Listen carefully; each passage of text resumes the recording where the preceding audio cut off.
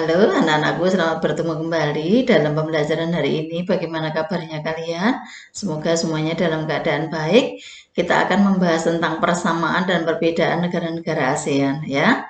Masih ingatkah kalian tentang materi yang kemarin tentang letak nama-nama negara ASEAN ini, kemudian iklimnya ya, kemudian dampak positif dan negatifnya berdasarkan letak astronomisnya. Semoga kalian bisa mengingat kembali ya. Berikutnya adalah tentang pemerintahan. Ini negara-negaranya saya tidak usah sebutkan. Ibu kotanya juga kalian pasti masih ingat ya pelajaran SD ini. Kemudian tentang bentuk pemerintahannya. Indonesia ini bentuknya republik. Malaysia monarki konstitusional.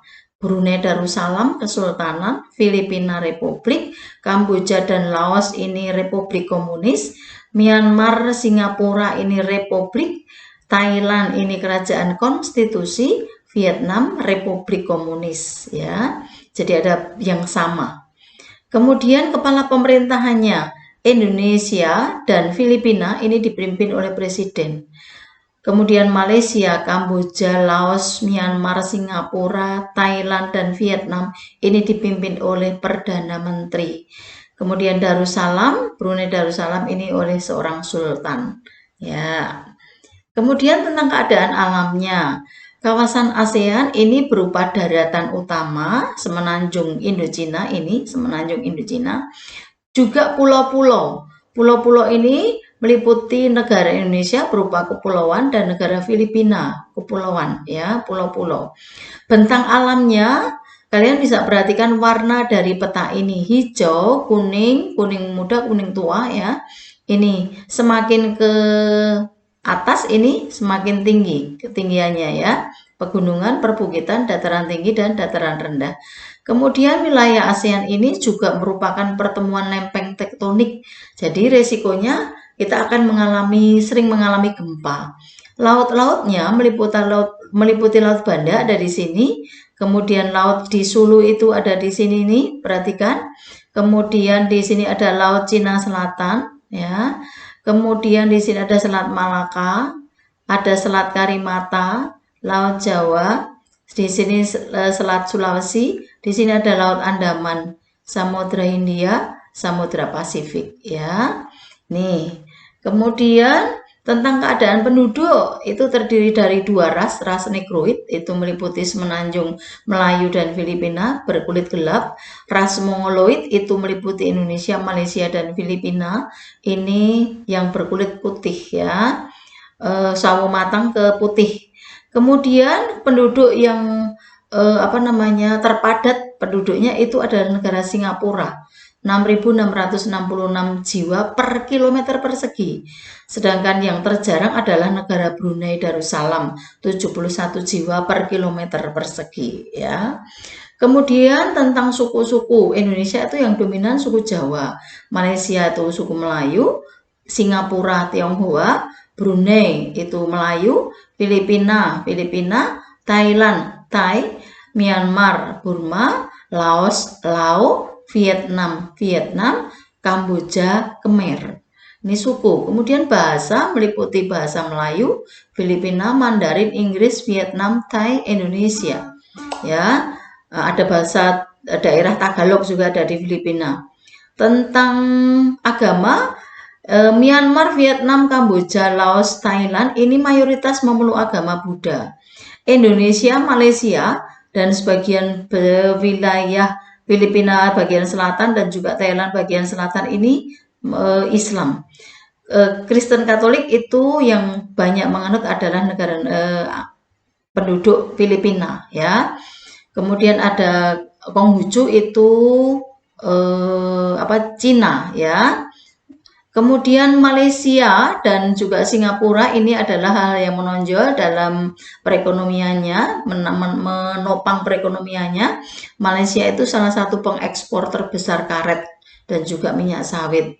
Nah, mereka juga kaya akan damar, kayu gelondongan, kakao, coklat, lada, nanas, dan juga tembakau. Kemudian Singapura ditumpangi oleh industri, perdagangan, dan juga jasa keuangan. Mereka tidak punya tambang di sini.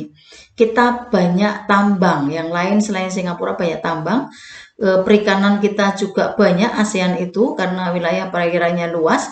Pertanian karena tropis juga bagus ya. Berikutnya, tambang negara-negara ASEAN ini saya sudah berikan warna yang hampir sama ini ya. Minyak bumi, gas alam, Indonesia, Brunei, Malaysia, Vietnam, Myanmar, juga Timor Leste. Ini minyak bumi. Emas, Indonesia, Laos, Filipina, Malaysia, Thailand, Vietnam, Kamboja, Myanmar. Ini semua, hampir semua selain Brunei ya. Biji besi, ini Indonesia, Laos, Filipina, Malaysia, Vietnam, Kamboja ya ini. Jadi ini tambang negara-negara ASEAN.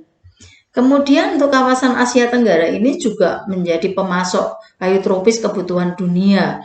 Jenis pohon seperti mahoni ini ya, ebony ini, ulin atau sonokling, kemudian jati tumbuh subur di hutan hujan tropis. Sayangnya banyak terjadi pembalakan liar sehingga terjadi penggundulan seperti ini, menimbulkan banjir ini ya.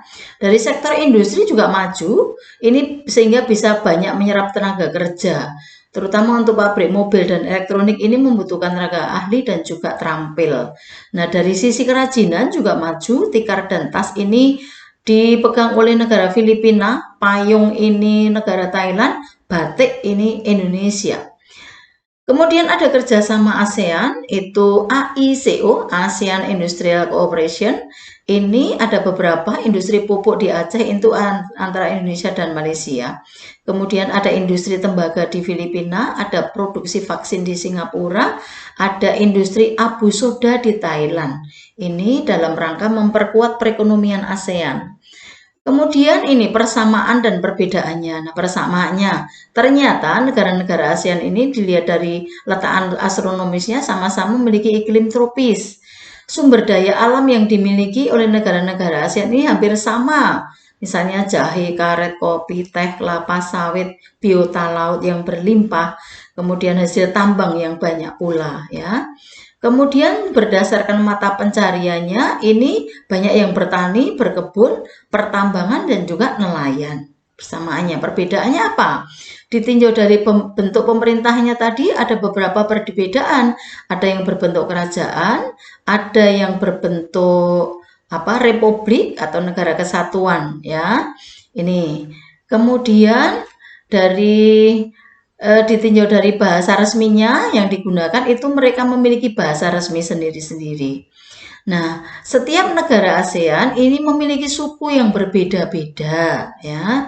Kemudian mayoritas penduduk setiap negara-negara ASEAN itu menganut agama yang berbeda-beda pula ya. Seperti itu anak-anakku, semoga bisa bermanfaat untuk kalian.